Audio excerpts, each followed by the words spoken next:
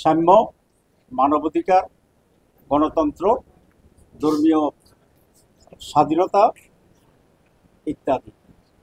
এটাতে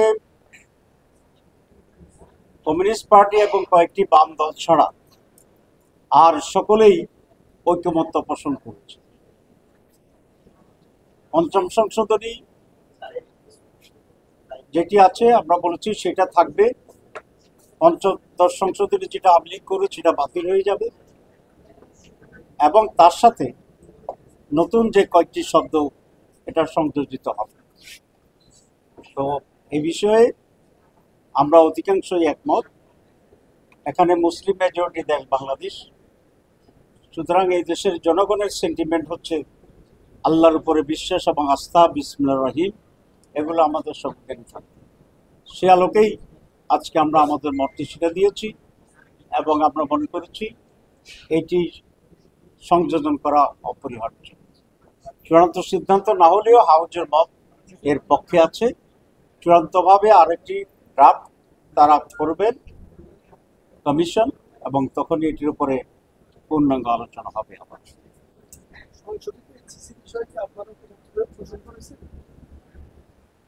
আমরা পরবর্তী যে এজেন্ডা, সে এজেন্ডা ছিল আমাদের এনসিসির যে বিষয় সেটি।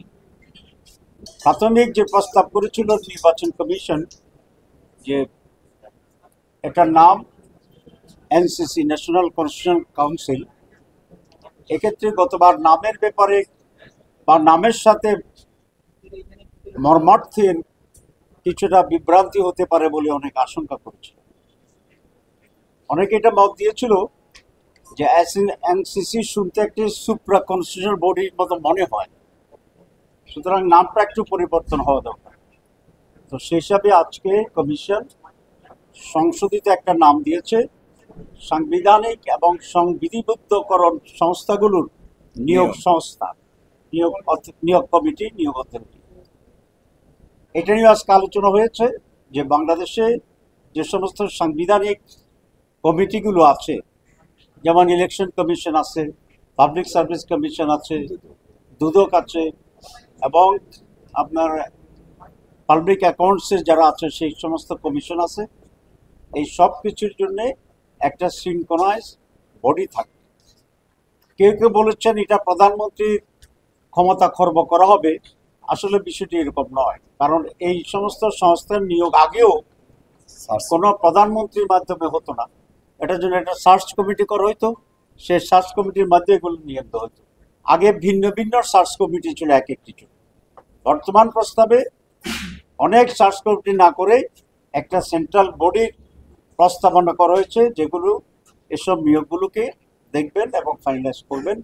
সুতরাং এটা প্রধানমন্ত্রী আগেও ক্ষমতার ভিতরে ছিল না, এখন এটার মাধ্যমে প্রধানমন্ত্রীর ক্ষমতার খাটো করার কোনো সুযোগ এখানে নেই।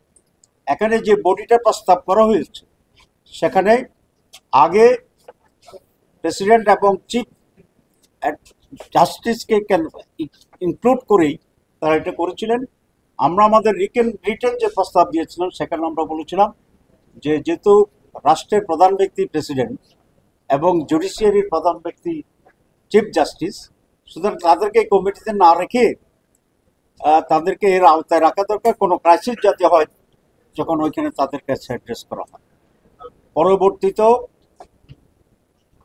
আমাদের ঐকমত্য কমিশন সেটাকে চেঞ্জ করে দিয়েছে, নাম চেঞ্জ করছে এবং সেটাও চেঞ্জ করে বর্তমান ফরমেশন হচ্ছে প্রধানমন্ত্রী, বিরোধী দলীয় নেতা বা নেত্রী যিনি আছেন থাকবেন, বিরোধী দলের বাইরে যে সমস্ত দল থাকবে পার্লামেন্টে তাদের সকলের কাছ থেকে একজন স্পিকার, ডেপুটি স্পিকার এবং প্রধান বিচারপতির প্রতিনিধি হিসেবে একজন সুপ্রিম কোর্টের বিচারপতি, আর প্রেসিডেন্টের বা রাষ্ট্রপতির পক্ষ থেকে একজন প্রতিনিধি। এবং এই কমিটির সভাপতিত্ব করবেন লোয়ার হাউস যদি হয়, অথবা বর্তমান যে হাউস আছে সংসদের স্পিকার।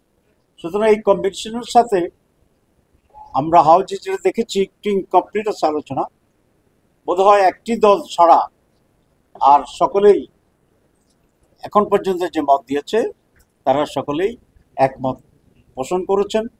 বাংলাদেশ জামাত ইসলামীও এবার যে সংশোধিত কমিটি এবং সংশোধিত নাম তার সাথে সম্পূর্ণ একমত, কারণ বাংলাদেশে